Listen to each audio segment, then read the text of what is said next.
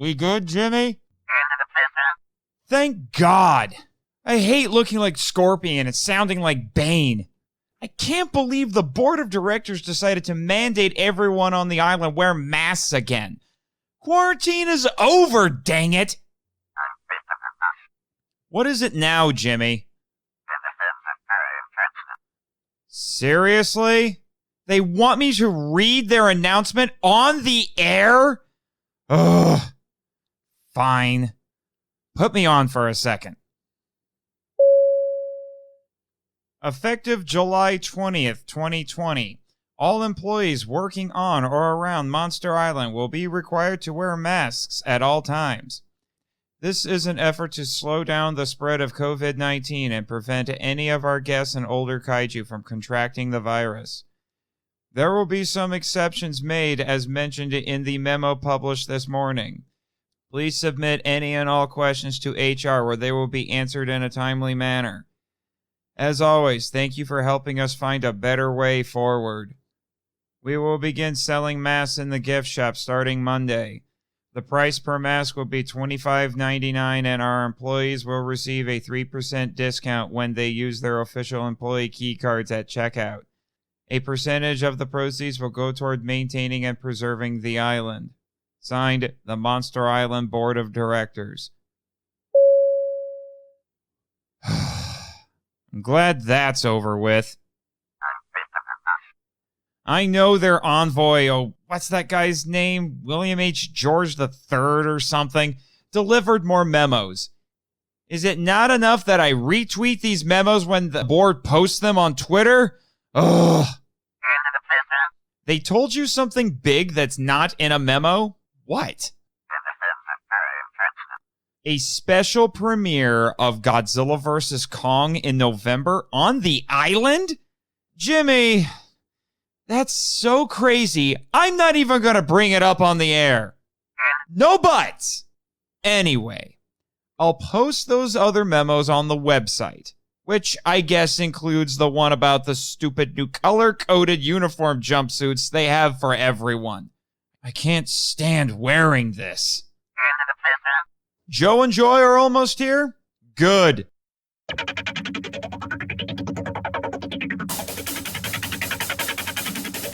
Live from Ogasawara, this is the Monster Island Film Vault, episode 22, The Metters vs. Daimajin.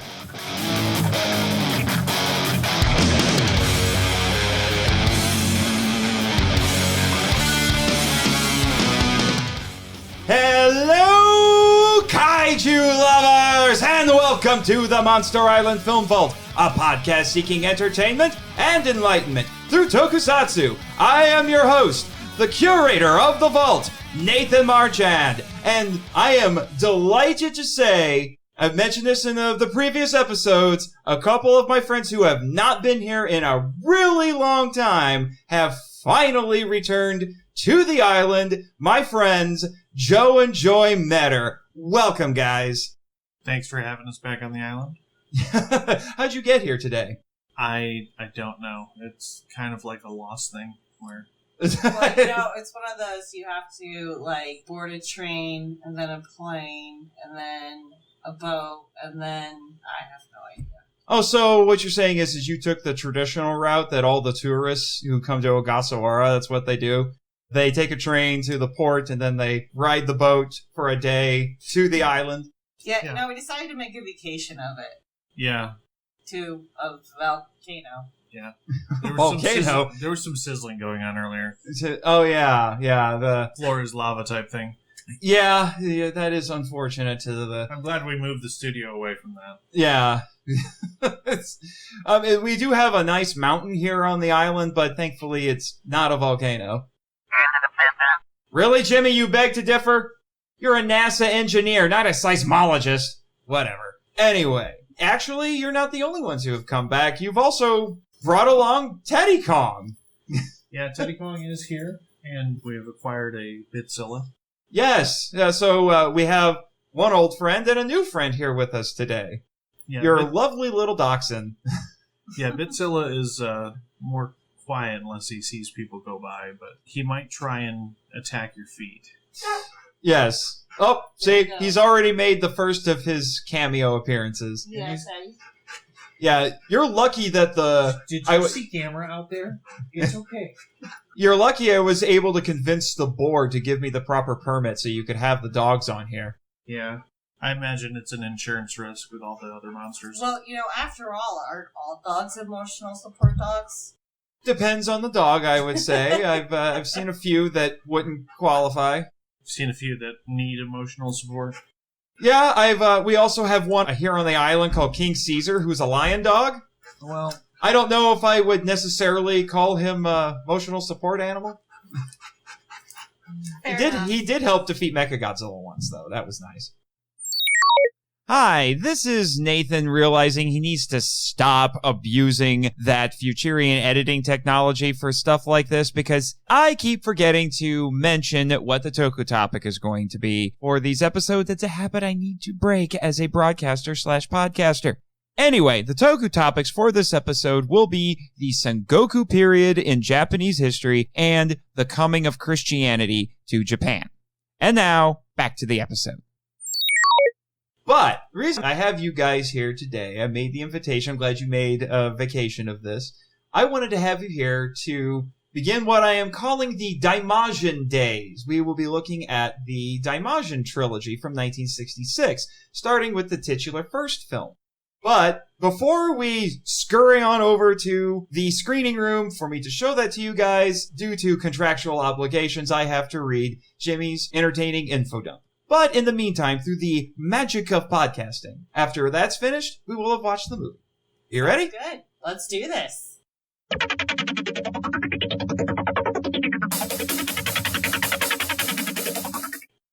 Daimajin, or R. Katsuma, or simply Majin, is a wrathful kami trapped under the statue of a mountain god.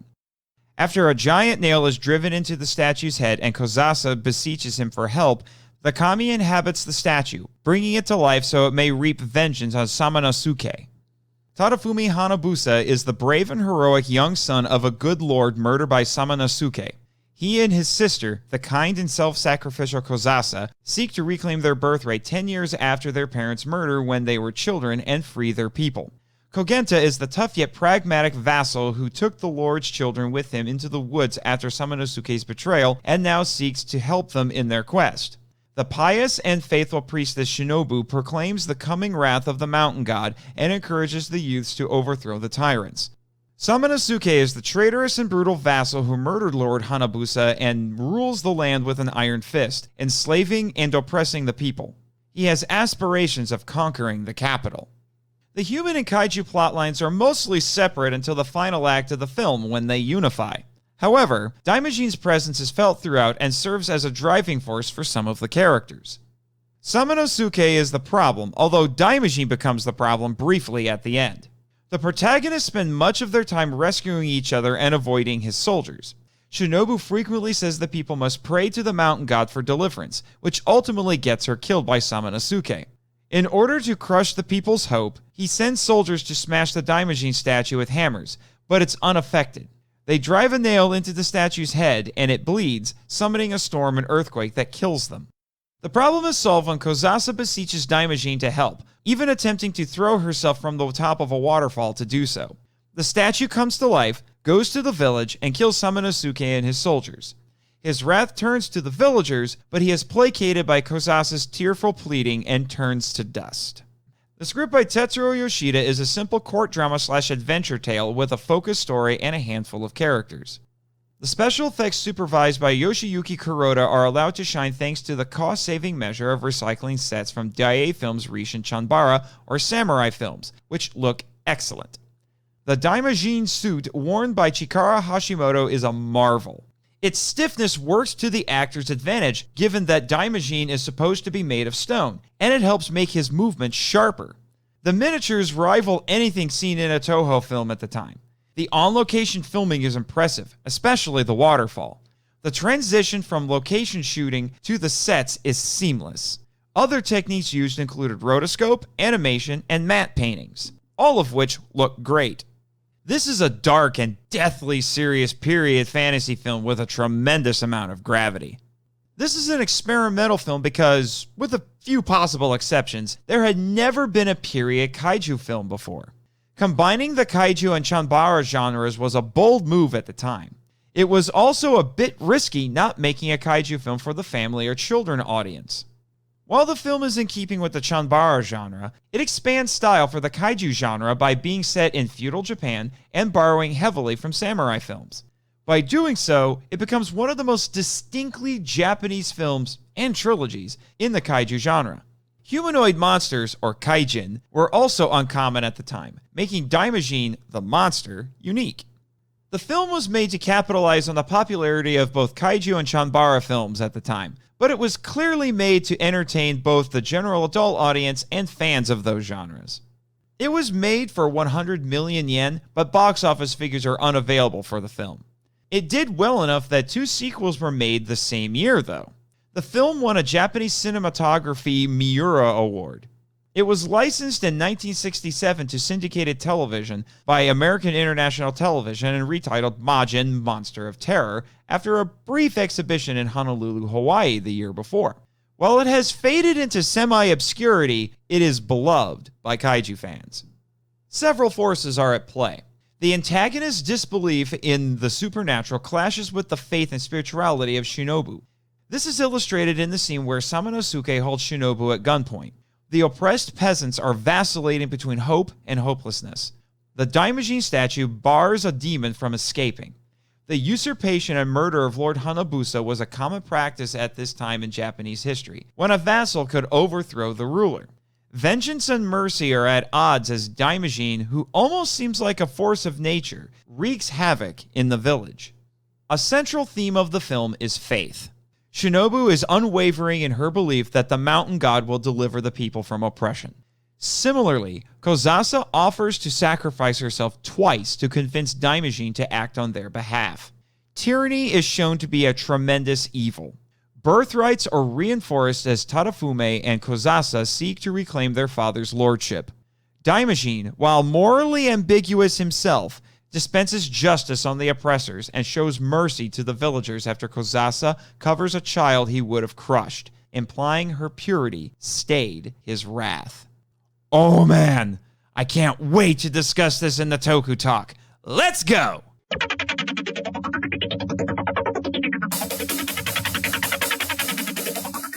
Well, that was an interesting experience because we had to take Teddy Kong and Bitzilla in there with us because the dogs are not allowed to be unsupervised on the island. Also, because there's been a mask mandate put in, the poor dogs had to wear COVID masks. Teddy is not having fun with this, I can tell. No, he is not. He is quite vocal about it. I can tell. But it's one of the many mandates that the board of directors has been sending down from their lofty little position at the top of the mountain, including the new uniforms. Oh, yes. I was going to ask you, are you just a fan of bubblegum? Or is this a special occasion for the lovely pink, whatever that is? It's a jumpsuit. We used to have the cool orange ones that had pretty much been around since the island was started 20 plus years ago. And so instead of orange pumpkins, you're now like pink bubblegum balls? Yes, unfortunately, I have no trading cards for you. Darn. At least they don't spray these things to smell like bubblegum. That would be interesting, to say the least. You spoke that out loud on recording. They can't fire me. Anyway. Hey, Teddy. Hi, Teddy. There's no reason to go lick him. He's not a bubblegum. I know he looks like one. Yes. Don't So does Jimmy. Jimmy's not too fond of it either. Ironically, everybody who's working anywhere near his garage where all the robots that he's rebuilding and stuff are, he's still working on Mechanicong and fun stuff like that. They're all dressed in red. See what I mean? He's clearly seen every episode of Star Trek. Red shirt jokes abound. Yes. Anyway. Well, at least there's no pink shirts. Not yet, but I'm surprised there isn't at this point. I mean, pink is just red and white mixed together, so... That's true. We're one step away from being red shirts. So... Teddy. Funky uniforms aside, Yeah. we're here to talk about Daimajin. This was actually the first time you guys had seen this, and I specifically wanted to have the two of you on this, especially you, Joe, because I know you're very fond of samurai.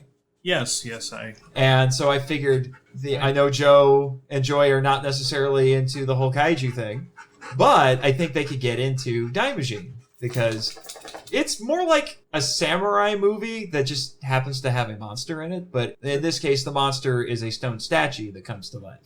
Yeah, after evil samurai take over a town for several years. 10 years. The interesting thing for this type of film is that it's a quote-unquote monster film, but the quote-unquote monster doesn't even show up till like The last 20 minutes. 10, 15 minutes. Yeah. That's it. Yeah. Well, this particular genre of film is called chanbara, which means samurai film.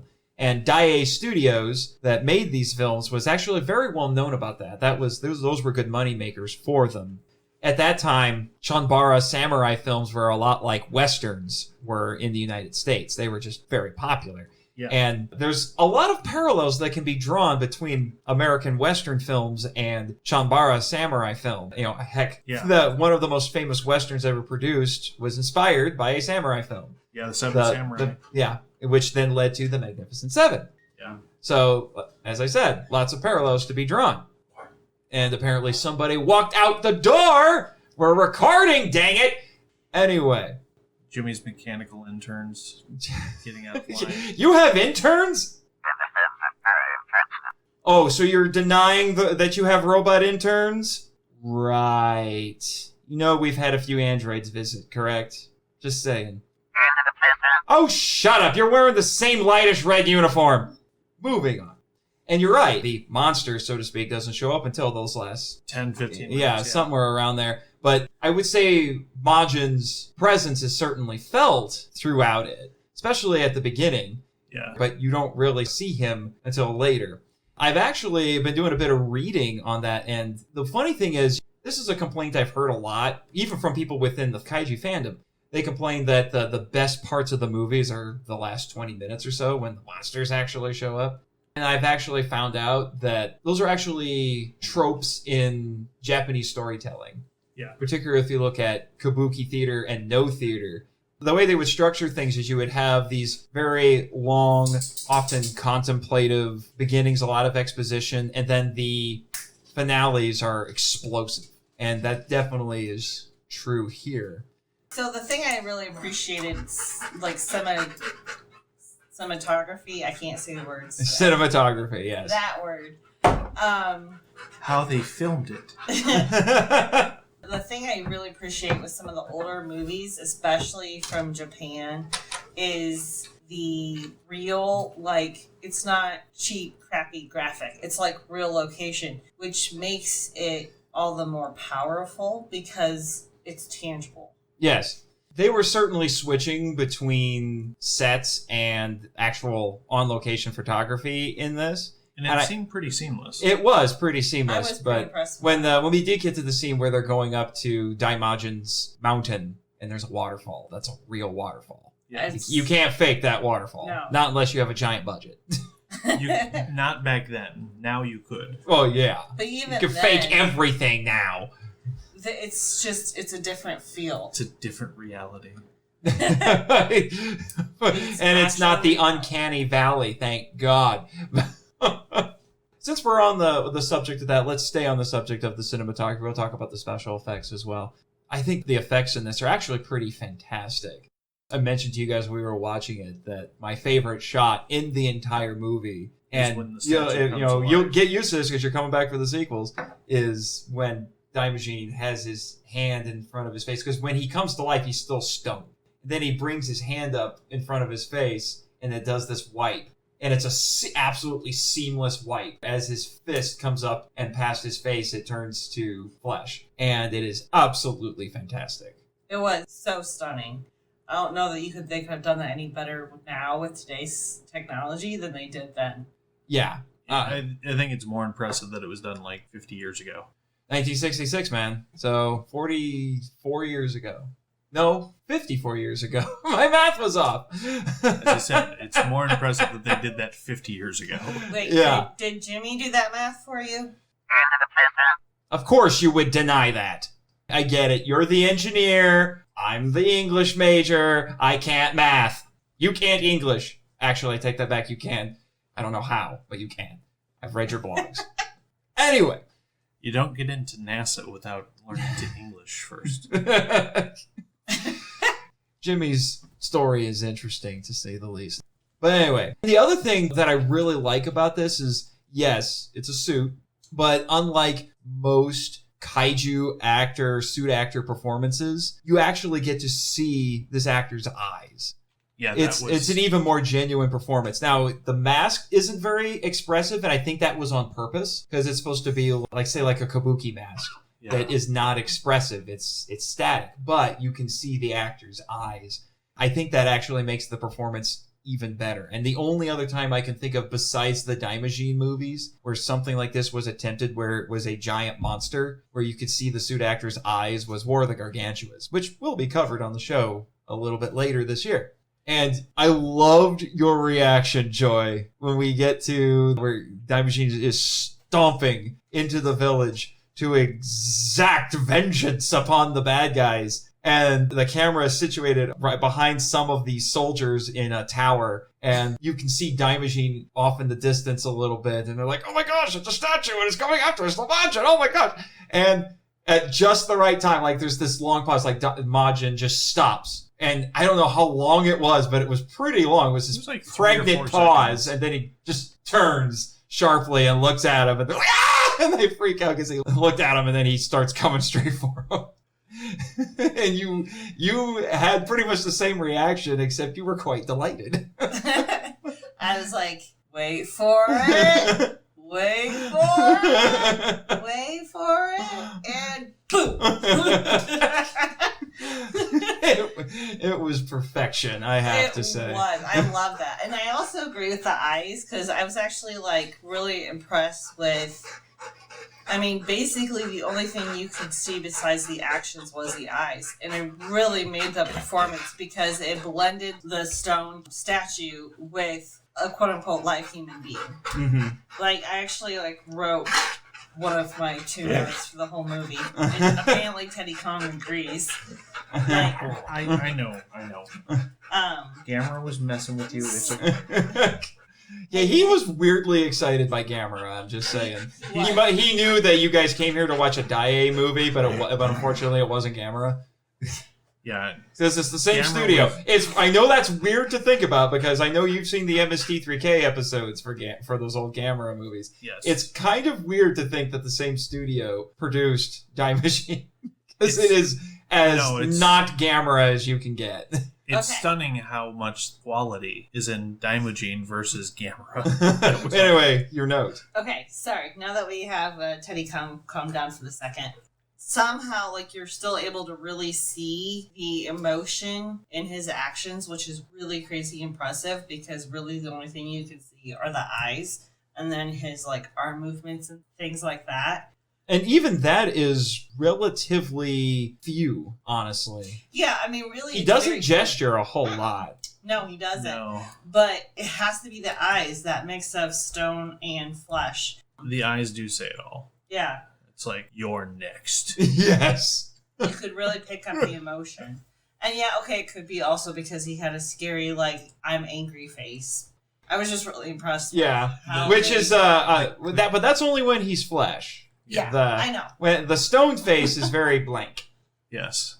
Very It blank. actually looks like the stone had been chipped away and there's no nose and there's Yeah, barely it's very, eyes. like, faded almost. It's very, like, ancient, faded, not Yes. no longer there. Yeah, which is actually very fitting. And I have a Japanese listener named Kyo Itoshi who's helping out not only my show, but several other podcasts to know some things about Japanese culture that, a lot of us as Americans don't really know. I mean, I've been here for about a year or so now on Ogasawara, and I'm still learning things, let me tell you.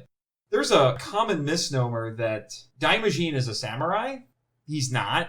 He's actually, according to her, Daimajin is actually based on what's called a kofun, Let me read to you the message that she sent me about this. She said, Daimajin is based on the little figures found in many kofun, generally keyhole-shaped tombs, haniwa, specifically the ones of warriors. This was around the 3rd to 6th century AD. These used Chinese-style armor and swords called keiko. Samurai had their beginnings around 700 AD, but didn't really begin to be defined in the modern sense of the word until around the 9th to 10th century. Before that, they would just be bushi, or warrior. The haniwa were terracotta figures based on similar figures found in China around the same time. You talked a little about the sword, because weirdly enough, it's very prominent on him, but he never uses He it. never draws the sword. He's always beating things with his stone fist. His sword is a chokuto, a Chinese-style straight sword, not a later tachi or katana, which is very interesting. Armor was iron-based keiko Chinese style, so he's not a samurai. It's something else entirely. And I think it's interesting that essentially Daimajin is a giant version of these little statues that, I mean, I would love to know a little bit more, but I'm guessing if they were put around tombs, they were perhaps meant to be protectors of some kind. And Daimajin is a giant protector. Interestingly, we do have Daimajin here on the island. He is in the middle of the Sarazawa Memorial Park. He hasn't moved in years, though. He's just hanging out there. Well, if he only moves when there's great evil and somebody pleading, I'm glad that he hasn't moved. Yeah. I mean, isn't that kind of dangerous having him on the island? Have you seen everything else that's on here? Okay, fair. They have a Gamera. That sounded very, we have a cave troll. It's like, it did seem rather memeish, like, we have a Hulk. We have a Gamera. we have a Gamera. Is King Kong still here? Oh, yeah, he's still here. Okay, so there's King Kong, there's a Gamera. I don't think he's any more dangerous. Well, what helps is he's smaller. So, did either of you kind of wonder? We watched the subtitled version of it today, and the name Majin was not translated, and the subtitle still said Majin. The name actually means, weirdly enough, giant devil or giant demon god. Huh. Daimajin. So when they were talking about having to ward off the Majin, they were talking about warding off a devil, demon, essentially, a demon. When you attach dai to something in Japanese, it means large. However, the weird thing is he's almost never called that. In fact, in the first movie, he's mostly called Arakatsuma, but not Daimajin. Very rarely was it Daimajin. And then similarly, and I have to admit, the first time I watched this movie with the subtitles, because we watched the Mill Creek release. These movies have been released a couple of times on Blu-ray and DVD, and this one is the Mill Creek set. And so I don't know what the subtitles are like on the previous one, but it threw me off hearing the characters call Daimajin Kami, and then the subtitles have it as God Big G. Yeah. It really threw me off. And I had to do a bit of research on that. And I thought that it should have been a small G. Yeah, I would have probably been there with you too. And kami are an integral part of Japanese religion and culture. We won't be getting into those today for the Toku Topic segment, but that's essentially what the Majin is. He's a kami. But speaking of the kami, you guys were cracking a few jokes about this, but with the beginning of the movie when we have the festival going on with Shinobu, I think is what was her name, the priestess. It seems like, from what I was gathering, the priestess was beseeching God to drive the evil spirit away, and the evil spirit was sealed inside the mountain under the statue. Mm-hmm. So when the warlord, for lack of a better term, decides to destroy the statue near the end of the movie, stupidly, it releases the seal. Now the Majin makes more sense. The demon god comes and wreaks havoc. He doesn't really care. He doesn't care whether it's a villager or not. He just wreaks havoc. Yeah, which is, I think, is very interesting because throughout the entire film, they're always talking about how the Majin is a protector. No, they're saying the god of the mountain. The god of the mountain, yes, that's right. The god of the mountain is what sealed the Majin. Mm-hmm. So the Majin got free because they broke the seal. He wreaked havoc in revenge, or he wreaked havoc, which ended up in revenge for the warlord taking out the lord's family. Mm-hmm. And the princess of the family somehow abates the demon god near the end. Mm-hmm. What's interesting is the way it's set up is that it looks like it was actually. Now that I think about it, this is actually kind of fascinating. All of these prayers from the old priestess, and he never does anything. And then the Lord's daughter does it, and she pleads with the Majin once, even offers to sacrifice herself if necessary. She just about jumps off of that waterfall that you love so much, Joy. And the wild boy with the crazy hair, he keeps her from doing it. But then the Majin comes to life. Yes. Yeah. Which I think is rather interesting. It's not the priestess who does it, it's the princess. I'm wondering if it's because she's part of the family who was wronged. She's the one who really needs the justice, and it's not necessarily the priestess. I'm not sure it's about justice. I assumed it was because she was willing to... I think it was because she was willing to sacrifice herself. Yeah. And then she does the same. She makes the same offer later when he starts going after the villagers, after he has killed all of the villains, the bad guys. Yeah, and like some of the villagers. Herself, and at least one villager. she puts herself in between him and the boy to try and protect him. And like, again, not out of any selfish ambition or anything. It was truly just to protect this little boy that she had came to love as a little brother. Because we had seen him pretty early on in the film, and we find out that his mother had died, right? And his Dad's father was a slave, and all of this stuff. He managed to escape and was trying to find help. Yeah, there does seem to be a lot of mythology that overlaps with biblical stories. That was something I was always struck by every time I've seen this movie. It is strangely Old Testament in a lot of ways. I've talked with Reverend Mifune here a few times about that. He's the Monster Island chaplain, and he agrees with me on that. There's a lot of biblical parallels to be drawn in here, I would say. Especially when you're talking about people being oppressed and being enslaved. Our two main characters, the children of the Lord, they're not quite Moses, but they have a similar thing where they go off into the wilderness for 10 years, they grow up, and then they come back and try to liberate everybody. And then what it boils down to is God, in this case, Daimajin, being beseeched to bring vengeance upon the oppressors. Yeah. And then he has to be stopped. I can remember a story in, I believe it was Exodus, where Moses had to plead with God to keep him from wiping out the Israelites. It made me think of that. Yeah, I can see that. I think the similarities end with them coming out of the wilderness. Yeah, they really do. But yeah, there was definitely some, like, oh, I wonder if somebody read Exodus before writing the story. Well, and given what we're going to be talking about in the third segment, it actually would make some strange sense. And then we have even more, I guess you could say, Christian imagery in this. And I will tell you, I did not expect this when I watched the movie the first time. I had never heard anyone talk about this. But we have crucifixions in this, or at least attempted crucifixions. That was actually a real surprise to me, because I was commenting on the similarities, and you're like, wait, just wait. I'm like, what the crap? And you're like, yep. Because you knew I was going to be like, wait, there's crosses? So you could definitely tell that, I mean, they definitely made it their own, but they definitely took little bits and pieces, whether it be truly from the Bible or from stories or just similar storylines.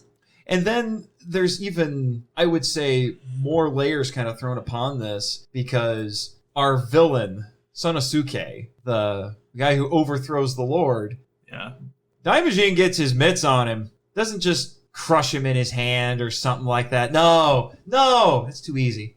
It's too easy. I think it ties back to what caused I don't know if you want to get into this yet, but what caused the statue to come to life. Yeah, let's talk about that.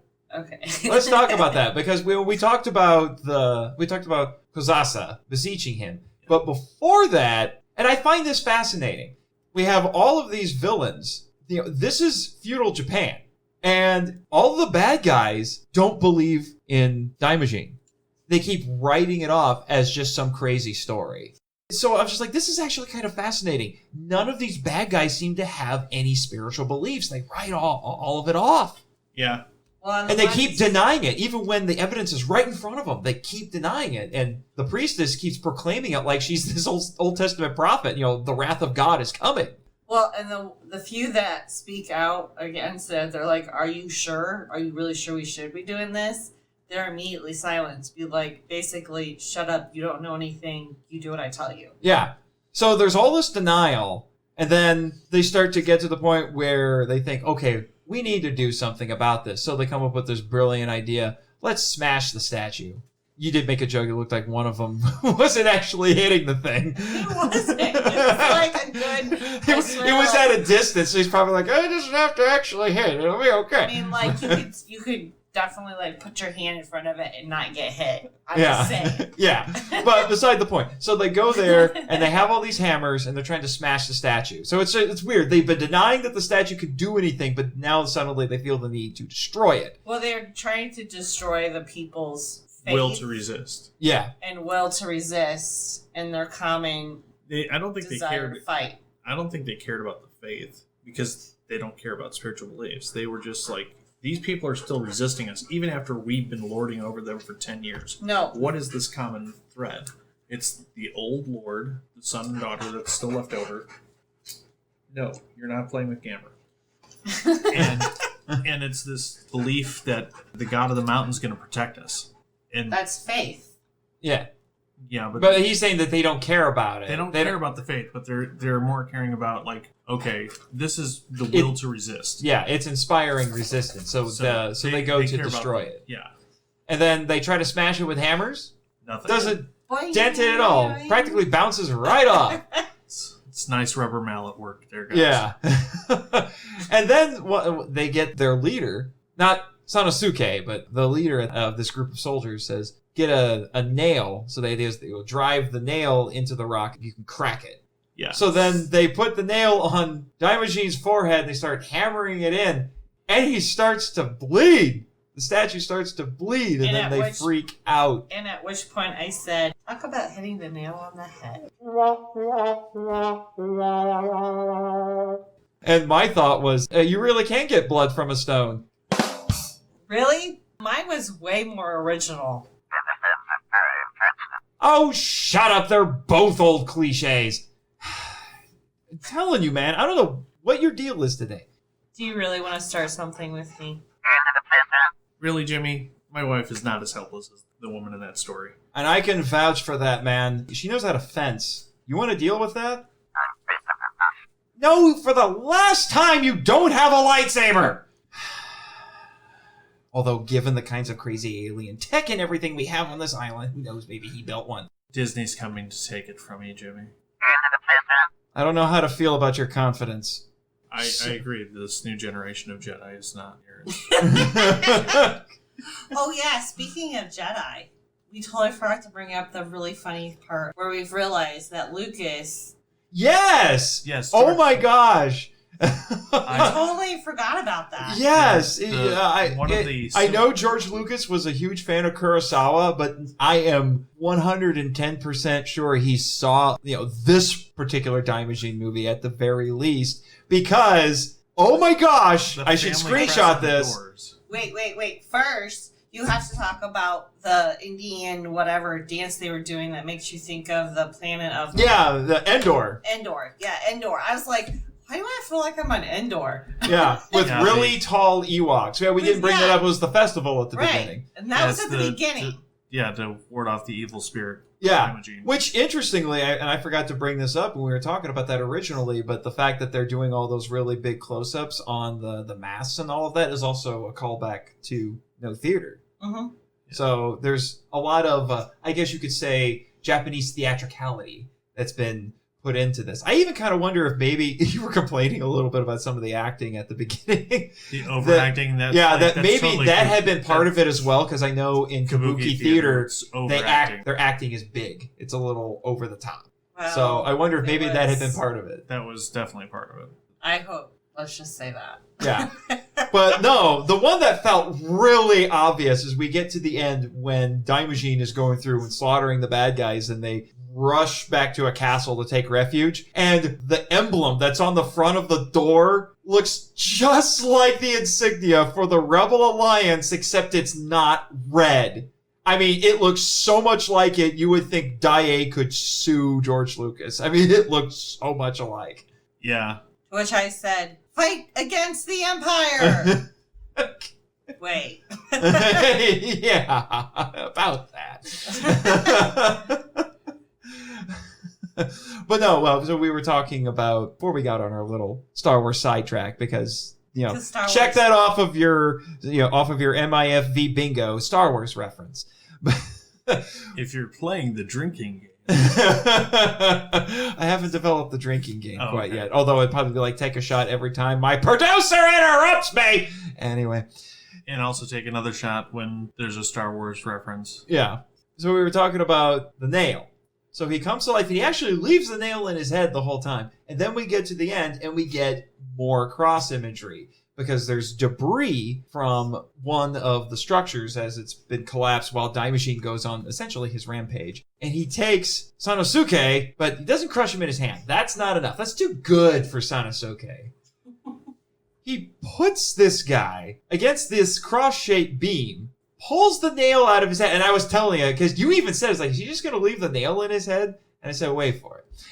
And then we get right up to that scene and I said, hey, Joy, just watch. Pulls out the nail. He's like, oh, and then he sticks the guy with it. To which I said, shot through the heart. Yeah, it is you're definitely through the blame. heart. Yeah. But then I was like, wait, never mind. Nailed in the heart? Wait, that doesn't work either. I'm sure Bon Jovi doesn't mind, but still, I mean, it's interesting that hey guys, I nailed it. Congratulations. You actually got a line in there, Joe. Good job. Woo! Yeah. Although Jimmy still gave you the sad trombone, I'm just saying. Yeah, well, it's not over until, well, we just won't go there. I think Joe will be able to vouch that's the, well, hell hath no fury. We'll leave it at that. I just refuse to be the quivering individual in the corner. Give me the sword, give me the lightsaber, and you better be ready. What was that line from Firefly? So next time we meet, we'll be facing each other. You'll be awake and have a gun in your hand. That was something like that. Oh, that sounds like Joy right now.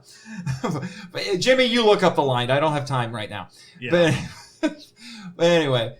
I just found that interesting. We were talking about earlier in this movie, we had a couple of our innocent characters being crucified. They weren't nailed, but they were tied.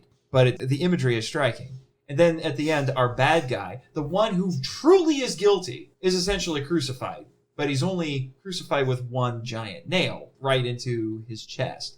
And I find that fascinating because it kind of turns, I guess, the popular image of, or the popular concept of the cross on its ear, even though it was a method of execution. The most famous person to ever be crucified is Jesus, and he was innocent.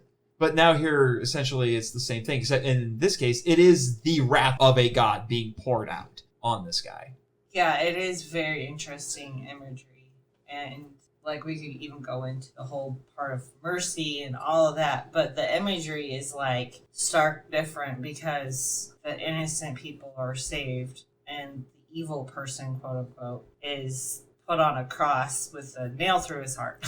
Yeah, well, and that's the other thing that's very interesting about these movies. You saw it tonight, is they go out of their way to make these as unsympathetic of villains as possible. Yeah. I think one of the requirements for the main two actors, like the Lord and his first in command, is a permanent scowl. Yeah, I mean, they had some serious scowl face going on. Now, can you imagine what the auditions for that must have been like? You know, they come in, it's like, okay, you look the part, you can act. Now we have a question. Can you maintain that scowl for the entire movie? How many hours a day can you maintain that anger scowl face? And can you do it sounding like you're talking normally? Because I certainly can't. I find it interesting because it's definitely an evil versus evil. You can look at it that way. Yeah. Because it's supposed to be an evil demon god, according to that. And it's only an innocent woman that stops. Well, she starts it and stops it. That is very interesting. It just occurs to me that Daimajin was about to crush a child, so it wasn't like it was the innocence of a child. No, it was her. It was her self-sacrifice. Yeah. Yeah. His innocence wasn't a thing, because if it was, they would have stopped at the villagers. He wouldn't have started to go after the villagers. I will tell you right now, in the next 2 films, they will play around with that concept a little bit. And if you thought there was a lot of biblical imagery in this one, wait till you get to the second one, let me tell you. But speaking of the bad guys, you know what else I thought was interesting that separated the bad guys from everybody else? Only they used firearms. Yeah, that is also very interesting. Well, it's like a honor thing almost. No, and not only that, but they were. We'll get into this a little bit more. But firearms were introduced by Westerners, by outsiders. Yeah, and it would only be the lords that would have enough money to buy the firearms from the foreigners. Well, and he did say that he was getting ready to try and take over the capital. Yeah, that was the other thing. It wasn't this guy. These bad guys. They were so evil, they weren't just going to limit themselves to just taking over one area, one castle, one lordship. Going for the country. Yeah, which tells me this guy's got resources, or at least a lot of ambition. Well, they said that he took almost all of their food, all of their... literally, they were starving, being worked to the bone. Yeah, the lord, or the evil warlord. Sanosuke. Yeah, Sanosuke. I keep wanting to call him Sanosuke, but... I know. That Kenshin fan just keeps wanting to come out, right? Yeah. So, Sanosuke took almost all their food, almost all their money, almost all of their resources, period. Which, as we'll get into, is actually historically accurate. Yeah. Worked the villagers like slaves to build whatever the heck they were building with stone. It was a gate. Oh, it was a gate. That was the last thing for him to do before he marched on the capital. Yeah, he smashed through the gate. Yeah, he would have a lot of resources built up after 10 years of oppressing the people. So, I guess, even though it's really only brought up in one line, the stakes are a little bit bigger than just one lordship, potentially. Yeah. Yeah. I mean, they kind of, breeze over that. You're like, oh, if they don't stop him, they'll lose everything. Mm-hmm. This isn't as black and white as a good versus evil story. This it's is really the evil. Yeah, this the only the characters who are good are very good. The Lord's children, the priestess, Kogenta. Yeah. They are all good. It's designed so that you definitely like these people. There's 5 good characters, and then the rest are either indifferent or flat out evil. Yeah, and there's a kind of a spot. There was just one scene where all the things that we've been talking about, how dishonorable they are using firearms, we could infer that. Oh, yeah. And their complete disregard for spiritual beliefs, and then all the characters having faith in the mountain god. The scene where, and I can't remember his name, but one of the higher-ups for Sanosuke goes to see Shinobu. Yeah. Confronts her, and he has a rifle with him. Yeah. And starts saying, I can shoot you right now with this rifle, and what is your... and if your mountain god really is who you say he is... I think that was Sanosuke himself. Okay. Yeah, it was. Okay. And he says, the mountain god will save you. And her faith is absolute. She says, you can't do anything, but she keeps saying, if you keep doing this, you're going to bring the wrath of the kami down on you. He pulls the trigger, then he laughs, and he says, it wasn't loaded. But if it was, you'd be dead. And I'm sitting there looking at this thing, it's like, dude. You just proved it. Yeah. I was wondering about that too. I'm like, why would you do that? Yeah. What does this prove? It proves nothing. You just tried to scare her, and you failed. Yeah. It doesn't disprove her faith in the mountain god at all. You're basing it on a hypothetical. If it was loaded, you would be dead. And then, interestingly, he does kill her, but not with the rifle. Yeah. I think it's because he wanted to kill her slowly. I just found the whole scene fascinating. It is fascinating because, I know, you guys are like, well, it's not faith, but for the lack of a better term, let's call it faith. He was trying to break her faith, break her beliefs. Yeah. Well, which is interesting because it's like he's so blind, like to... He's so materialistic that he sees faith in any higher power as an opposition to his leadership. Anything you say that is stronger than him, he sees as something to kill, destroy. Going back, Hitchhiker's Guide reference. If there's something bigger than my ego in the room, I want it caught and shot. I never thought that Zaphod Beeblebrox would be brought up in the same breath as Daimajin. Thank you, Joe. Anytime.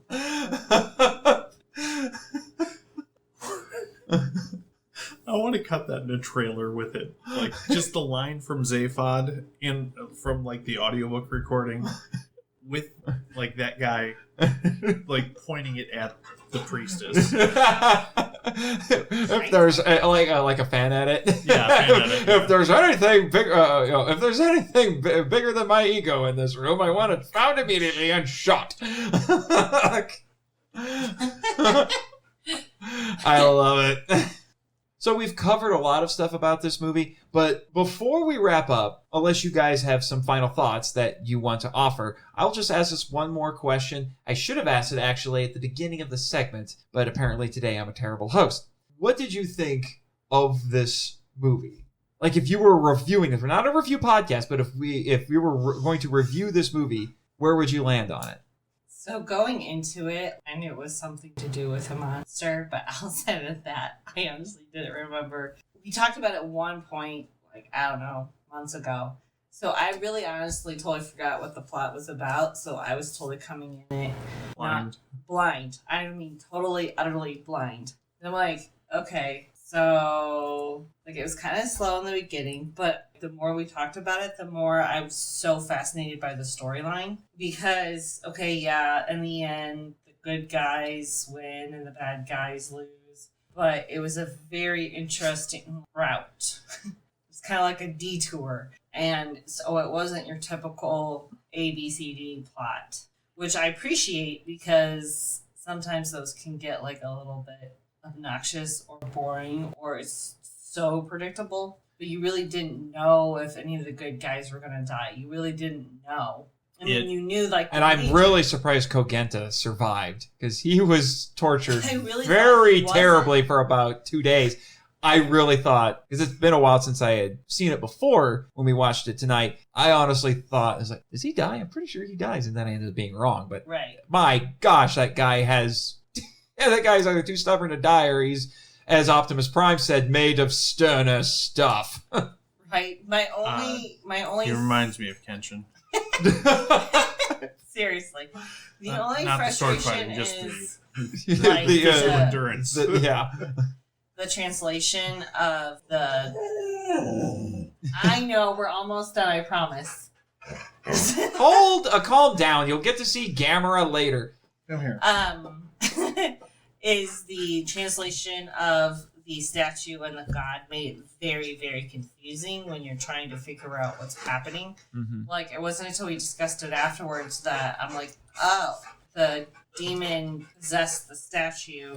Oh, like, it kind of clicked. But because of the translation being a little bit harder to understand at times, and I love anime, so I'm used to reading subtitles, it just, like, kind of confused me for a moment. There was a few words that weren't subtitled in there.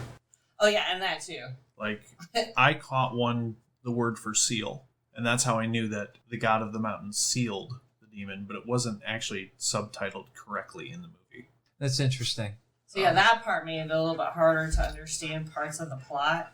Like, why would the god that they're praying to destroy them? Yeah, it's not really a god.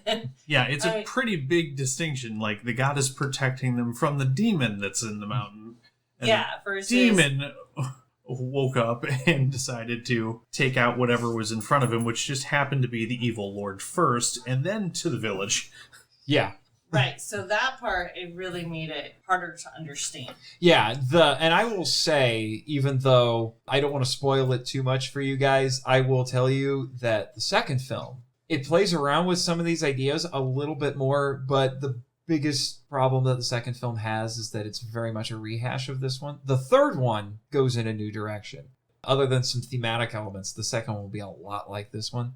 But the things that are different actually make it better. Well, not necessarily better, but they play around with some things that make Daimajin seem a little bit more gray, I guess you could say. Not just... And then by the time you get to the third movie, there's even less gray, if that makes sense. I don't want to spoil too much for you. Yeah, that makes sense. So, going into this, I knew that villagers were oppressed, somebody cries out, and then the monster awakens to take things down. That was the essential plot that I knew ahead of time. I was just surprised at how long the villagers had to suffer before something got done about it. Mm-hmm. Yeah, the more I think about it, the more it's not your... He's itchy. Thankfully, we don't have kaiju fleas. Yeah. Those would be kind of scarily big. Yeah. Yeah. There was one found on Godzilla back in the 80s, but it got killed with a cleaver. Anyway, you were saying? It's definitely not your American-style plot. No, it's not. It's probably, I would say, out of all the movies... I mean, I've covered a lot of American films so far on here. I mean, you guys, the last time you guys were here was for King Kong 33. Yeah. And so I've covered plenty of American films, but I've been doing a lot of Japanese films lately. And I think, honestly, out of all the Japanese films I've covered so far, this is the most Japanese. Yeah. Out of all of them. I find it interesting that the plot is much slower than your traditional American film. I don't think that American audiences, without having a little bit of explanation beforehand, would have the patience to get to the end. Yeah, I think this movie is helped by the fact that it's relatively short. Yeah. Uh-huh.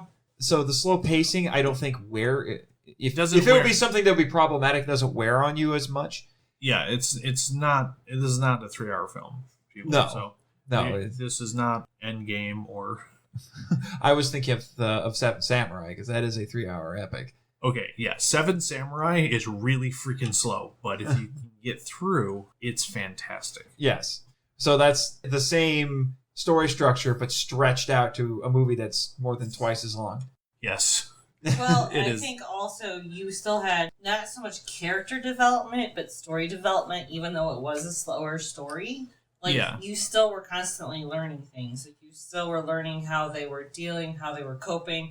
Like, the kid's mom was sick and the husband couldn't go. The kid's mom dies, the husband couldn't go. I mean, literally, you have kids orphaned in a sense without being orphaned. Yeah, and I mean, that's another thing that you'll see going forward with the rest of the movies is there will be other children in them, and they are as far away from Kenny's as you can get. Yeah, that's good. Because Kenny got really annoying for the Gamera films. Tell me about it. What I also appreciated in this, it's a very Japanese story in the sense of if you don't pay attention to your spiritual beliefs, it's going to come back to bite you. Yes. I think that's a very key theme. It's a very key theme for this. So all the villagers still kept their faith in the mountain god. The priestess did. All the way to the point of death, I mean. Yeah, all the way to the point of death without really any relief from, God himself or who they perceived as God. And all the evil people, I don't really believe in that legend stuff. You're just doing this to incite a rebellion. Well, as soon as he took over, he said no more. Yeah, and it wasn't like the old lord, who is also, on the good side, sent his servant Sanosuke, or Sanosuke. Down to comfort the villagers because the Mojin, the demon god, was trying to get out of the mountain. And there was rumblings. There was seismic earthquakes. Yeah, that's the other thing that's fascinating is, like I said, the Majin's presence is felt throughout. Yeah. Because he keeps affecting the elements. Yeah. First it's just distant rumblings, and then they drive the nail into his head, and it causes a storm and an earthquake. Yeah, but they didn't drive it into the head. They broke the seal. That's the thing that got missed because of the not translated part, is that there was a seal, and the seal got broken by the nail, and now you have to deal with the wrath of the demon god. And I don't know much about demon god in the mythology, but I'm guessing that a pure woman being sacrificed to them or offering herself up to them appeases them. So that's a very common thing. Yeah, I would say. The princess, who's obviously seen no one other than her brother and their sort of manservant that helped them get out of the castle when they were young, obviously hasn't felt love yet and not married off, so she's a pure virgin to sacrifice, and she offers herself up twice. And it's when she offers herself up is when he responds. And interestingly, she never has to go through with it. It's just the fact that she offers. Just the willingness, yeah. Just the willingness, which is actually really fascinating, because I think it would have been easy for this film to go the really dark route where she does, say, jump off the waterfall. And that's what summons Daimajin. If it did go that dark route, there would be nothing to stop him at the end. Yeah, that's true. Okay, Jimmy, I'll agree with you there. Wrath of the Demon God actually sounds like a great movie title. Yeah. Which is interesting because one of the alternate titles for, I believe it is the third movie in this trilogy, was Wrath of Daimajin. Well, that Wrath of Large Demon God. Yep. The only other part that, because it was like just one line, is that they're like, your tears stopped him. It wasn't, okay, so she covered and protected the child, was willing to sacrifice herself, but what stopped him caused him to retreat. Or in this case, turn to dust. Yeah. Yeah. She cried at his feet. Yeah. Yeah. Like, and the tears touched him, and it destroyed his ability to use either that or it calmed him. It was like a salve, whatever you want to call it. It stopped him. So it wasn't just her willingness to sacrifice; it was her heart being broken. So maybe it's also having to do with your heart being broken. I think it's fascinating, and like I said, you'll see these ideas, these themes continue to be developed throughout the trilogy. The characters don't come back. It's very much an anthology trilogy. Yeah. Each movie is a self-contained story. The only connecting thread is the statue. Yeah. And that great evil happens and the statue is beseeched to intervene. I'm actually really glad you guys enjoyed it. There was a few moments when we were watching I was a little uncertain. I was pretty sure that I would at least be able to appreciate it, if not enjoy it, because I was like a good samurai film. Oh, yeah. You know what? The one thing we did bring up was in the credits. One guy was credited for sword fights. So apparently, every sword fight he did both sides. I'm just saying that's what my takeaway. But yes, I do love sword fighting and anime, and even before I had met Joe, I was all into swordplay, fencing, and all of that. So it wasn't that much of a leap for me to enjoy it, because sometimes, yeah, they're cheesy, but it's always interesting, and I'm always willing to try new movies or, a genre. Jimmy, you are asking for trouble by saying you don't believe she can sword fight. Trust me. I'm sorry, Joy. All I can say is, ask Joe. That's all I gotta say. Speed beats strength. Yeah. And, I'm sure your arguments usually get settled with sword fights. Surprisingly, very few. Yeah, it's only the large ones that get escalated to the nerve swords. Yeah. Yeah, I was going to say I may have provided some of the instruments. Well, we had to switch to nerf swords because, if you use real swords, you might actually, stab somebody. And the idea is to kill your friend, not to hurt them. I mean... That's actually the fencing motto. Yeah, that's actually the fencing motto. Yeah, I know you thought that was really funny, Teddy. Okay. All right, well, we got to get him to Gamera before he goes crazy. All right, yeah. So, we'll take a quick little break, and then we'll come back for the Toku topic. All right.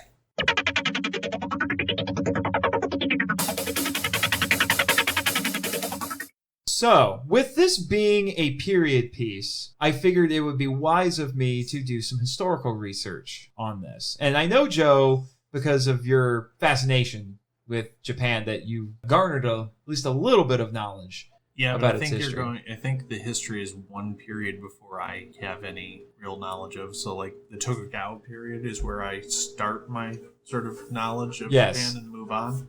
Yeah, the Tokugawa era came just after this. Yeah, just after this. Kinda. There's an intervening period, but yeah, we'll be talking about the Sengoku period, which leads up to the formation of the Tokugawa shogunate, which then controlled Japan for several hundred years. Yeah, close to 300 years. And then after that, we'll also talk about one of the big events that happens during this period, which was the introduction of Christianity to Japan.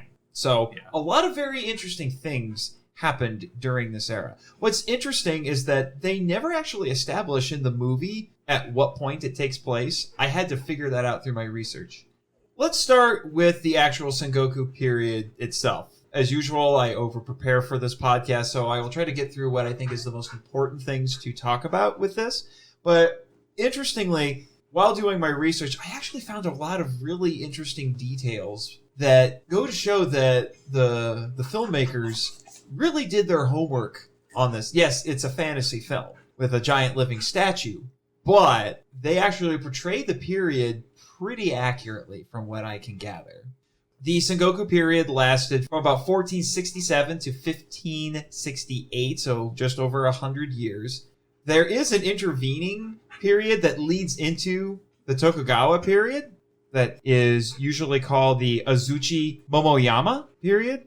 And it's at that point that the great unifiers of Japan, most notably Nobunaga Oda and Tokugawa himself, that's when they come onto the scene and they unify Japan.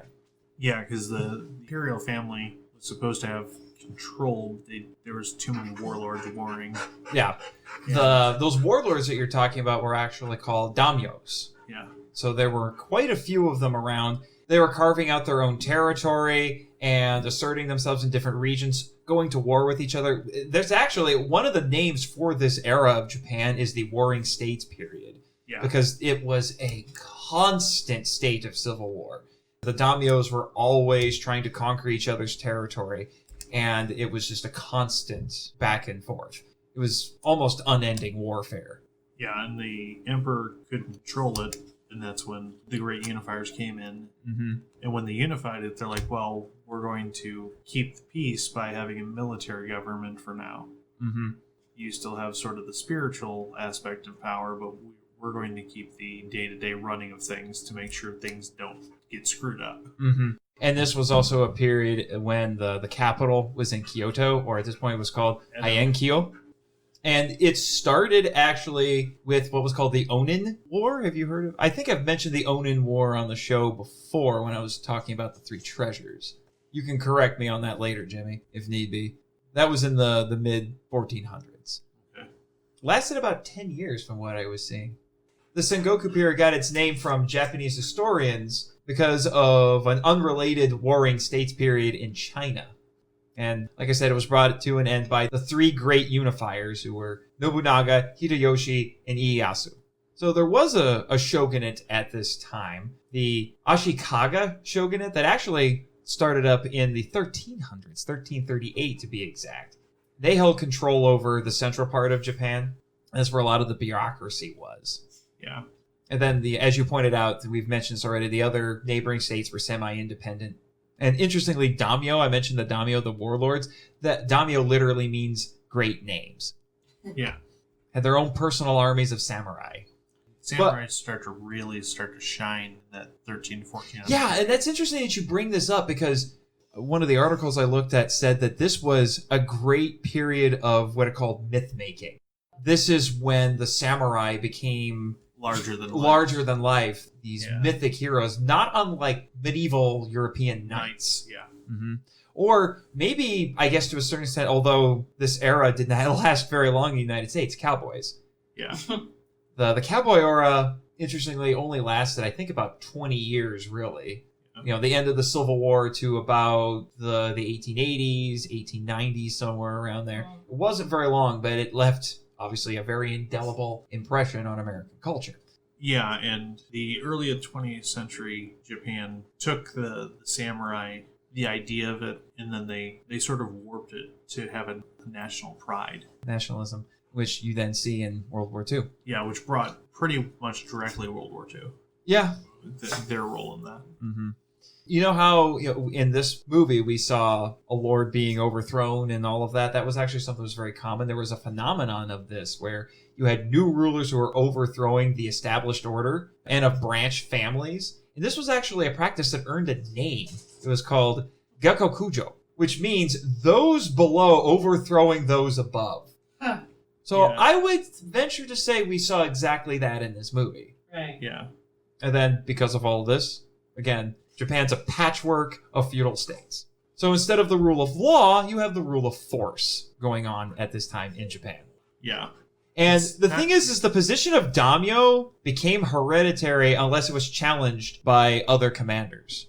Again, kind of like what we see in this movie, where the two kids are trying to reclaim their father's lordship. Yeah. It was supposed to be given to them, but then this usurper comes in. And just like we saw the movie, we talked about all the enslavement and all these gobbling up of resources, but the daimyo's riches came from commerce, trade, and taxes that were imposed upon the peasants. So, yeah, they tax the people to death. That's how they get rich. Mm-hmm. This was such a turbulent time that, interestingly, there was an anonymous poem that was written around 1500 that actually captured the mood of those times quite well. It reads a little bit like a haiku, I will admit. The poem goes, "A bird with one body but two beaks pecking itself to death." Huh. That's very interesting. Yeah, so one land, but two warlords trying to kill each other. Mm-hmm. As you would expect, again, just like we saw in the movie tonight, treachery and ignoble acts were par for the course at this time. Yeah, the samurai may not have been the noble, moral people that you think of when you get to the 18th century. During this time, samurai and ronin were the same thing. There was no dishonorable versus honorable. It was all mixed in. Yeah, there were several warring clans at this point, all vying for power. Clans like the Takeda and the Imagawa, and they had all ruled under both the Kamakura and the Muramochi Bakufu, and they were constantly trying to expand their influence at this point. Yeah. That's just a few examples. And there was, I already mentioned one phenomenon. At this time, there was another one, this phenomenon of social meritocracy, where you would have subordinates who would reject the status quo and then overthrow the aristocracy. And they called this Gekko Kujo, which means low conquers high. And just like we saw in this, because war and pillaging was very common, there were a lot of castles that were built in here as fortifications against such things. But because of that, you would have towns that would spring up around some of those castles. One in particular was the Omi Hachiman near Lake Biwa. And interestingly, they were built from wood, and they were still very sturdy fortifications. So wait, the castles were built from wood? Mm-hmm. Huh. Yeah, they didn't have a lot of stonework for this. They had stone bases, though. Maybe that was another thing that was going on in this movie. They were building a castle. Yeah, because it looked like they were moving the stone for the castle. And if that's what they were waiting on to go take on the leadership of the country, to have a castle. Mm-hmm. So when counterattack came, you had something to defend. Mm-hmm. Some good positions set up for archers. Yeah. From what I was reading in my research. But interestingly, not only did you have peasants, I'll get into those details here in a little bit, but not only did you have peasants rebelling against the daimyos, there were religious groups that did as well, including some Buddhist sects. Huh. The monks of the Buddhist True Pure Land formed what were called Ikuiki, which were these rebel groups that sprang up in the Kaga province, and they actually managed to stay independent for about 100 years. That's pretty impressive. It really is impressive. Cities got larger. They would have populations of over 30,000. Wow. One of the other things that happened in this is how the daimyos were able to accrue a lot of power was through commerce outside of Japan, and so trade was becoming more common. And that allowed the cities to expand, and more people started moving to the city. And that brought in missionaries from Catholic Church eventually. You're jumping ahead a little bit. But then, like I said, to put it succinctly, you had some very ambitious warlords that came about later that managed to take all of these warring states and unify them under one central government, which, as I mentioned, was Nobunaga Oda. He was the first one to do it, and then he had a successor named Tomotomi Hideyoshi, and then Ieyasu Tokugawa. The thing is, they had very distinct personalities. I came across what's called a senryu, which looks a bit like a poem that was made to describe the three of them and how different that they were. The translations for this poem goes, if the cuckoo does not sing, kill it.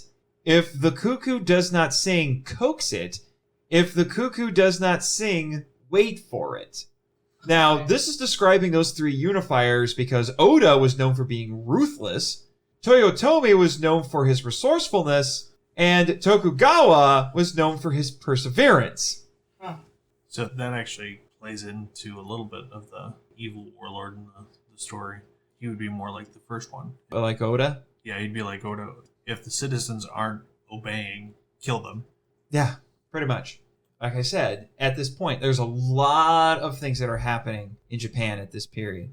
But one of the most noteworthy things is this is when Christianity reached Japan. Thanks, as you mentioned, Joe, was Portuguese missionaries. Specifically, interestingly, Jesuits. Yeah, which is a little unfortunate for the people who believed in Christianity at that time. Well, actually, Christianity managed to gain a pretty good foothold in the country for about 100 years. Yeah, it was during the Tokugawa period where there was big purges against Christians that were still there. Like, they already kicked all the missionaries out, and then they were trying to kill any Christian they could find. Yeah, which I'll be getting into here actually in a little bit. But not only did the Europeans bring Christianity with them, they also brought firearms. Again, just like I was talking about with the movie. Weirdly enough, sometimes Christianity and the firearms went together. Yeah, and the same, like the diplomatic package, like the entourage. It's like you get the firearms, and here's a couple of missionaries to teach the people about God, and here's a trade agreement. That's probably pretty unfair to you. Mm-hmm. Did you know who the first missionary to Japan was? No. His name is Francis Xavier. He's actually a Spaniard. Huh. Mm-hmm. He was actually a founding member of the Jesuits, who are called the Society of Jesus. And interestingly, and this is something I didn't know, despite the fact that, raised in the church, the Jesuits were the first order to specifically make missionary work their purpose. Huh. We probably didn't know that because we're Protestant, not raised Catholic. So. This is true. But you would have thought I would have learned about this in college. Went to a Christian university, after all. Well, there was pre-Reformation and post-Reformation. You probably took post, like me. I did. Here's an interesting story for you. Before Xavier went to Japan, he went to Malaysia, and he met a young Japanese man there named Anjiro, or Yajiro, depending on what source you look at, who was curious about Christianity. He was from Satsuma, which today is the Kagoshima prefecture, which is just south of Kyushu. What's crazy is Andrew got implicated for murder, which is why he fled to Malaysia. And there he learned Portuguese and gained an interest in Christianity. And then that interest, combined with Andrew's stories about Japan, was what made Xavier want to go there to spread the gospel. Yeah, Japan even today is a dark place for the gospel. Yeah, it's about 1% of the population. Less. The sources I was looking at were saying, I think 1% or less than 1%. The last I heard, which is granted 10 years out of date, it was like 35 out of every 1,000. Mm-hmm. So, like 0.3%.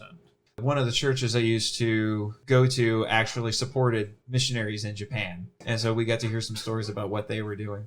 So Andrew and Xavier, it's almost like the Apostle Paul and where were some of the young guys who would go with him, like Barnabas, going with him. And so Andrew actually served as Xavier's mediator and his translator.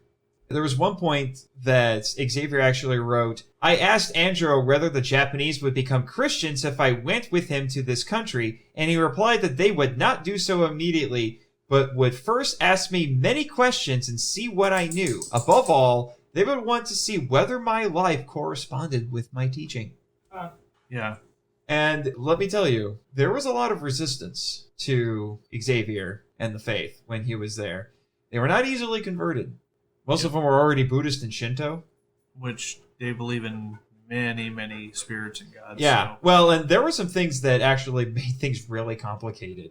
Like, Francis had to combat this idea that the Japanese had that a god who had created everything, including evil, couldn't be good. That was how they were understanding things. And the concept of hell was also a struggle. They couldn't accept the idea that their ancestors were living in hell. Although, from what I was looking at, not only was there a language barrier, there were some people actually were not fond of the language. Some of the Europeans, I think they called it like the devil's tongue or something like that. They were not very fond of it.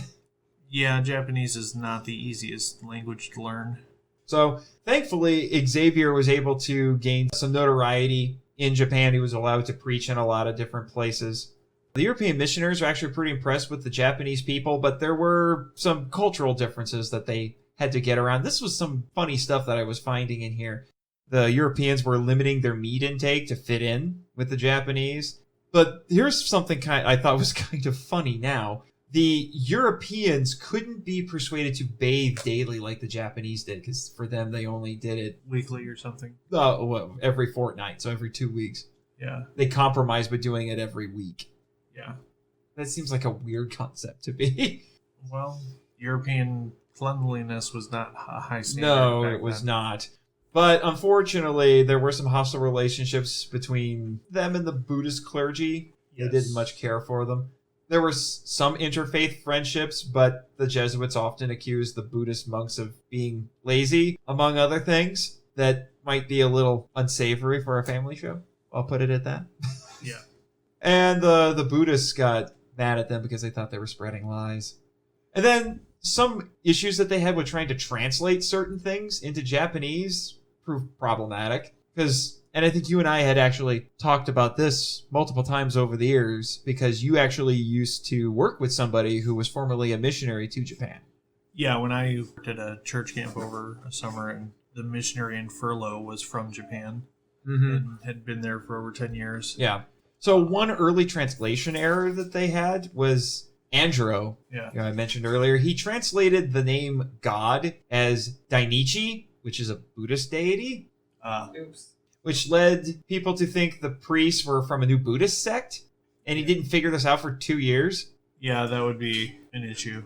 So then he tried changing it to Deus, or in Japanese would be Diusu, but that sounded too close to Daiusu, which means big lie in Japanese.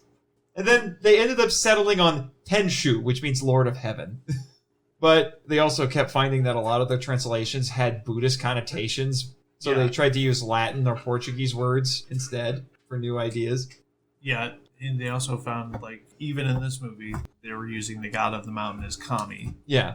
And it was a small G. Mm-hmm. Or actually, they were using it as a big G. They were using it as a big G. One of the issues even today in spreading the gospel to Japan would be Jesus would be one of many gods. He wouldn't be the one god above them all that created them all. Yeah. It's hard to get that into their heads. So then, just 10 months after Xavier came, the stance toward Christians started to change, and they were prohibited from proselytizing. Yep. And then after 2.5 years in Japan, Xavier left, said farewell to the country, which he described as, quote, the only country yet discovered in these regions where there is hope of Christianity permanently taking root. And then he died a year of illness on a small Chinese island a year later. Now, the first Japanese lord, so I guess he would be a daimyo, to convert to Christianity, interestingly, was a guy named Omura Sumatada, and he had the territory in northwestern Kyushu. The Jesuits went to him and they said that he would, quote, permit the law of God to be preached in his land. Great spiritual and temporal prophets would follow him therefrom. That's what the Jesuits promised him. Yeah.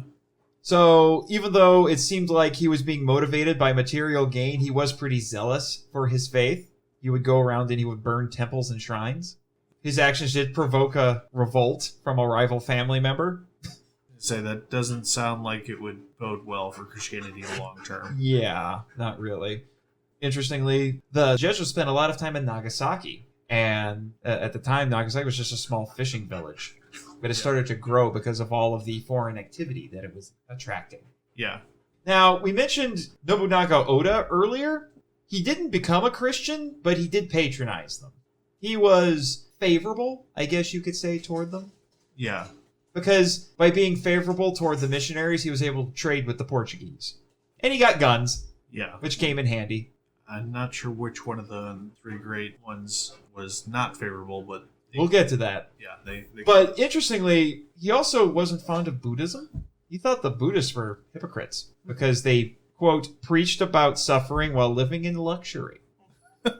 So he was nice to the Christians because he had no love for the Buddhists. And they gave him trouble. The Buddhists did. Like as we mentioned with the Iko Iki.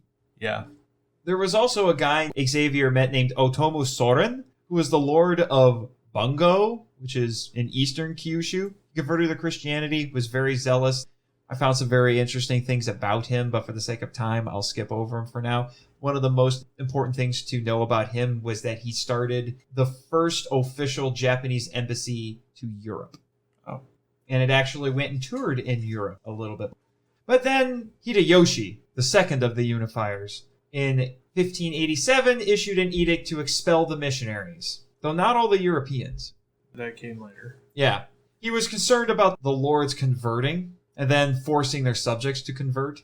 And then that would create conflicting loyalties because he wasn't sure if the samurai would be loyal to their lords or to their faith. And then that ended up leading to, interestingly, what are called the 26 Martyrs of Japan. There was a Spanish galleon in 1596 that crashed off of a Shigoku. The pilot of that ship claimed that Japan was going to become a Spanish colony and said that the missionaries come as the King of Spain's advance guard. Oh, wow. Yeah. That was the wrong thing to say. Yeah. So then Hideyoshi, once he heard that, he had a list of 4,000 people, and then he got 24 leading Christians from that region. Then he marched them all the way to Nagasaki to face execution. It was a 450-mile journey. There were even a couple of people who tried to comfort the prisoners, including a 12-year-old boy, and they ended up making them guilty along with them. And then, take a wild guess. Crucifixion. Yep, they were crucified on a hilltop in Nagasaki. There's some debate as to whether or not it was meant this way, but you could look at the fact that Hideyoshi crucified these martyrs as being kind of ironic. Yeah. Wouldn't be the first Christian martyrs to be crucified, obviously. Now, Tokugawa, he was cautious about Christianity at first. And then in 1600, have you guys ever heard of the novel or the TV series Shogun? Yeah, I've heard of it. Okay, I've actually seen it. It's very long. TV miniseries. In 1600, shortly before the Battle of Sekigahara, there was an English pilot named William Adams, and he was the basis for the protagonist in that novel. And he valued his knowledge because of his own prejudices against the Catholics, because he was a Protestant. But unfortunately, that fed the guy's fears of the Catholic missionaries. Yeah. And then, as you mentioned before, this is when persecution really started to pick up a lot. It was sporadic between 1613 and 1630. Then in 1632, there were 55 Christians martyred in Nagasaki. Here we go again. And it became known as the Great Gena Martyrdom. At this time, Catholicism was outlawed in Japan. Yeah. And this started an era where you had people who in Japan who were practicing Christianity in secret, and they were called Kogure Kurishitan, which meant hidden Christians. So they were finding all these clever ways to practice their faith without being noticed. Like they had actually figured out how to make Mary statues that looked like statues that would be used for Buddha. For Buddhism. Yeah. I had alluded before a few times, and you kept bringing up Kenshin. There is a Kenshin connection to all of this. Oh, yeah. There was a rebellion that wasn't started by Christians, but there was a Japanese Christian convert named Amakusa Shiro who got involved with it and ended up being a leader in that rebellion. It was a peasant rebellion because a lot of the things that we saw depicted in the movie were happening to the people. Yep. In real life. And he became a leader in this movement. That's noteworthy for us as fans of Rurouni Kenshin because they do a storyline. Now, mind you, Kenshin takes place several hundred years after this period. It's about 200 years, but they had a character who was claiming to be the second coming of this Christian rebellion leader. Yeah. Which also, when you watch the fan subs, has one of your favorite lines of all time in it. Yes, I'm sorry I have nothing to beat her with instead of I'm sorry I have nothing to treat her with. Best speed subbing mistake ever. Another point for translation. Yes. And there's a lot that could be said. I found a lot of interesting information about that rebellion and about Amakusa. But again, for the sake of time, I won't go into it. If you want to see more of my research, I will give it to Jimmy and he will put it in his blog. But I did find out about some of the things that were happening to these poor Christians as part of their persecution. That's actually kind of horrifying, to be honest. Yeah, it was not a good time to be found out as one of those hidden Christians. No, it was not. And your neighbors would turn you in. Mm-hmm. It's not like, oh, the nice boy next door. It's, oh, the nice boy next door is worshiping that god. Turn them into the government. Yeah. Have you ever heard of fumie? It means stepping on pictures. No. This was a set of tools that the shogunate had. They were small pictures of Jesus or Mary. They would be made out of metal, stone, wood. And then, as a sign to see where a person's loyalty was, they would make them step on them. And if they did it, that means that their loyalty was not to that faith. Yeah, that makes sense. And this actually, interestingly, inspired a part of Gulliver's Travels, the novel, where Japan is the only real country that Gulliver visits. And he asked the emperor to, quote, excuse my performing the ceremony imposed upon my countrymen of trampling on the crucifix. So interestingly, because they couldn't really have priests at this time, you had lay people performing baptisms. Yeah. But they would have to do it, quietly and secretly. Yeah, between not having any formal guidance for 200 years for Christianity, by the time Japan was opened back up, the Christianity that was left was a mix of Catholicism and Shintoism, which does not bode well. No. No. But as you were hinting at, all of this actually continued until the Meiji Restoration. Yeah. So Christians in Japan were practicing in secret for several hundred years. And then, interestingly, because of the Meiji Restoration, because of the increased westernization and opening up more so to the rest of the world, the persecution stopped. Yeah, in large part. It died down in most places. Yeah. It's very interesting because those same guns that we see in that movie are the same guns that they had when the Americans show up in a modern style battleship. Commodore Perry. Yeah, Commodore Perry's like, the black ships. You are going to open up, and you're going to open up soon. Yeah. And there was a come to Jesus moment for the nation of Japan, like, oh crap, we're going to be a colony unless we do something quick. Yeah. And the first thing we're going to do is get rid of this government that won't let us advance. Mm-hmm. Now, this is something interesting. Did you guys hear about a Martin Scorsese movie from a few years ago called Silence? Yes. It's based on a novel by Shusaku Endo that's based on a lot of this history. I think it's the one where there's like a couple of Catholic priests left. That was... It's the last of them. Yeah, the last of them. From this period. Yeah. And actually, interestingly, I didn't know this. That's actually the second time it's been made into a movie. It was also made into a movie by a director named Masahiro Shinoda in 1971. I wonder if you can even get that in the States. I know the Martin Scorsese movie is pretty easy to come by. Yeah, I've seen about half of it. It's hard to watch. Is it? You see some of the torture that they give to Christians, and it's just depressing to watch. I'm sure, but now I'm really curious to see it. So like I said, I think a lot of this, the people who made this film really did their homework, because you see a lot of the stuff that I just went over is all over that movie. Yeah. All over that movie. And I even kind of wonder if the fact that Christianity was finding a foothold in this, and they had, I think, from what I was looking at my research at one point, about 100,000 converts at one point at their peak. Yeah. And I kind of wonder if maybe some of that influence was also in the film. I mean, we talked about a lot of the biblical parallels and some of the biblical themes that we're seeing in it. Yeah. And I think that probably had a direct influence on it. In that respect, I feel like they did a really good job of blending fiction with nonfiction. Mm-hmm. Like keeping historically somewhat accurate with twists. the fantasy, yeah. I mean, that's not easy to do, and I feel like they did a very good job. Mm-hmm. Yeah. Mm-hmm. And as you guys will find out in the next episode, because this seems like as good a time as any to talk about that, you guys will be coming back for the second in the trilogy that is aptly named Return of Daimajin. And we'll get into some other aspects of Japanese spirituality when we get there, because you'll see even more of it, different facets of it in the next film. It'll be quite interesting, I think. Yeah, I think it's something we'll definitely be looking forward to. Mm-hmm. Yeah. The Japanese culture is very interesting in the sense that they have a very deep spiritual connection. Mm-hmm. Deeper than the state of America has today, I believe. Mm-hmm. I think it's pretty sad that the few times in history that we could have really impacted Japan for Christianity, we didn't take it. The worst time to not go that we all passed on was directly after World War II. Mm-hmm. They believed their emperor was literally a descendant of the sun god. Amaterasu. Mm-hmm. And then we basically had the emperor say, nope, I'm just a man. And it left a pretty big spiritual void, and nobody sent them any missionaries. Which is weird. No, it's not. I mean, Pearl Harbor was the equivalent of the 9/11 attacks. This is true.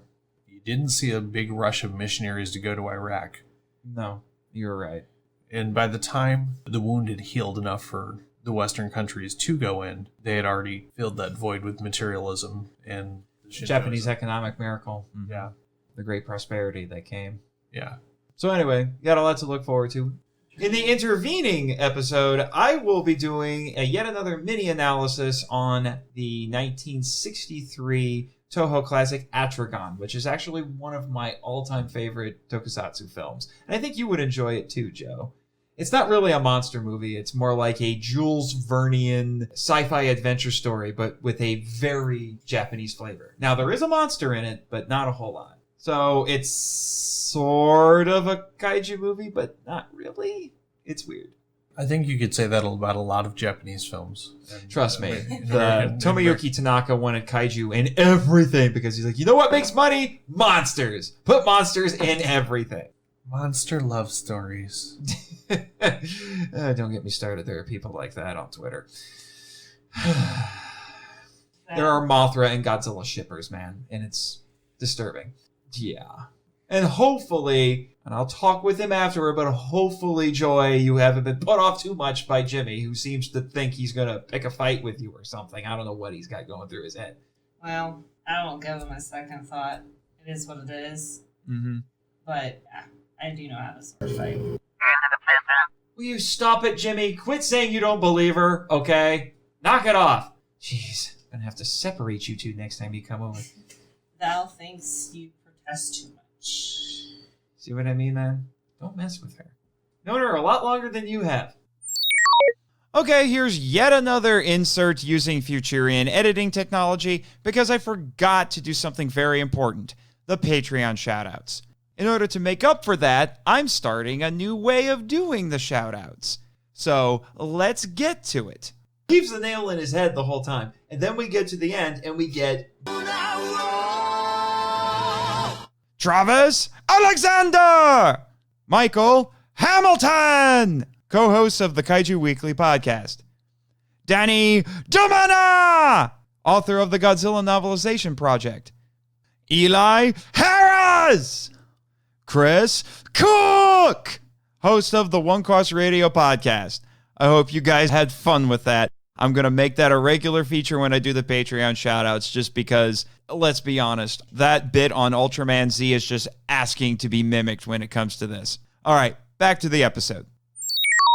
Anyway, we've all had a long day. You guys need to get back to your hotel room over at the Monsterland Resort. I hope you guys have a good stay here. I'll see you next month. All right, sounds good. Yep. Thank you for having us. It was a pleasure. Can't wait to have you again. So, in light of that, cue credits. Thank you for listening to the Monster Island Film Vault, a podcast produced and hosted by Nathan Marchand. If you enjoy the show and want to join the discussion, we'd love to hear from you. So email us at feedback@monsterislandfilmvault.com. Your message could be read on a future episode of the show. Our website is monsterislandfilmvault.com. Follow us on Facebook and Instagram at Monster Island Film Vault, and on Twitter, where our handle is TheMonsterIsla1. You can also follow Jimmy from NASA on Twitter at NASAJimmy. I have fulfilled my contractual obligations. The podcast logo was created by Tyler Souls from TylerDrawsComics.com. Our theme song is Wander on the Offensive, live edit by B33J, Sarax, Juan Madrano, and Nonsensical Lexus, which is a remix of Counterattack, Battle with the Colossus, and The Open Way, Battle with the Colossus by Ko Otani from the video game Shadow of the Colossus. It can be downloaded from ocremix.org. All film and audio clips belong to their respective copyright holders, and no infringement is intended or implied. The show is available on Apple Podcasts, Stitcher, YouTube, and other fine podcatchers. Please rate and review us on Apple Podcasts to spread the word about the show. You can also support MIFV on Patreon. The Monster Island Film Vault is a Moonlighting Ninjas media production. Sayonara!